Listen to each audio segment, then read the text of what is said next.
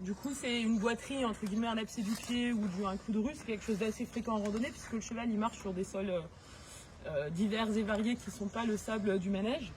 Le clou de rue, en fait, ça peut être, c'est un objet, donc comme un clou, mais c'est rarement un clou, qui a perforé la sole et qui va créer du coup une inflammation du pied.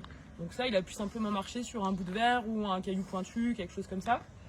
Une contusion de la sole, ça peut être un caillou qui est coincé dans le fer et que vous n'avez pas vu et qui est resté assez longtemps pour créer justement une compression des chairs en fait à l'intérieur du pied. Ou ça peut être dû aussi à avoir fait des allures sur des terrains trop durs et caillouteux, où du coup le choc peut avoir aussi créé une contusion de la sole. Du coup, ce qui est important, curer les pieds, c'est bien de le faire avant de partir, c'est bien de le faire en rentrant, mais c'est aussi important de regarder régulièrement les pieds du cheval. Donc quand vous êtes sur votre cheval, vous ne pouvez pas voir s'il a un caillou coincé dans le fer. Par contre, vous pouvez regarder les pieds du cheval de devant. Donc ça, c'est vraiment une habitude à prendre comme d'écouter les fers, c'est de regarder régulièrement sous les pieds du cheval qui vous précède. Et si chacun le fait, on va pouvoir tout de suite détecter un caillou qui est coincé et ça peut éviter du coup énormément de contusions de la sole justement.